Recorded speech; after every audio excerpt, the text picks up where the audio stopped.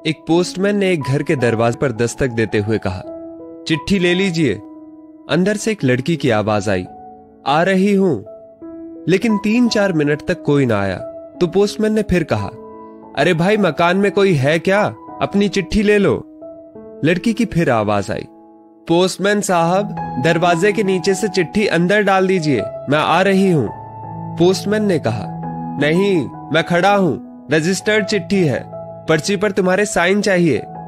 करीबन 6-7 मिनट बाद दरवाजा खुला।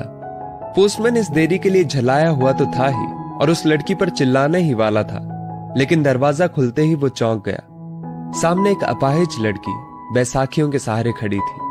पोस्टमैन चुपचाप पत्र देकर और उसके साइन लेकर चला गया।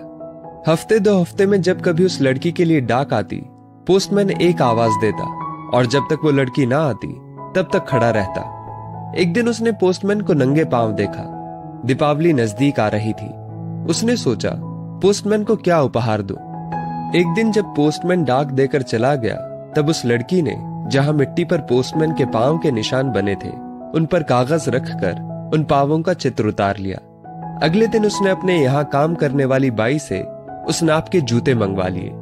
दीपावली आई और उसके अगले दिन पोस्टमैन ने गली के सब लोगों से तो इनाम मांगा और सोचा कि अब इस बिटिया से क्या इनाम लेना, पर गली में आया हूं तो उससे मिल ही लूं। उसने दरवाजा खटखटाया। अंदर से आवाज आई, कौन? पोस्टमैन, उत्तर मिला।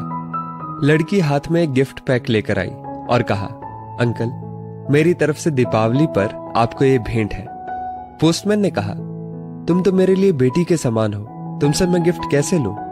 लड़की ने आग्रह किया कि मेरे इस गिफ्ट के लिए मना नहीं करें। ठीक है कहते हुए पोस्टमैन ने पैकेट ले लिया। लड़की ने कहा, अंकल, इस पैकेट को घर ले जाकर खोलना।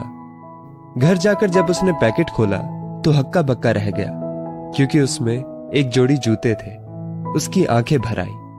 अगले दिन वो ऑफिस पहुंचा और पोस्टमास्टर से फरियाद की कि उसका तबादला फौरन कर दिया जाए। पोस्टमास्टर ने कारण पूछा तो पोस्टमैन ने वे जूते टेबल पर रखते हुए सारी कहानी सुनाई और भीगी आंखों और रूंधे कंठ से कहा, आज के बाद मैं उस गली में नहीं जा सकूंगा। उस अपाहिज बच्ची ने तो मेरे नंगे पांवों को जूते दे दिए, पर मैं उसे पांव कैसे दे पाऊंगा। संवेदनशीलता का यह श्रेष्ठ दृष्टांत है।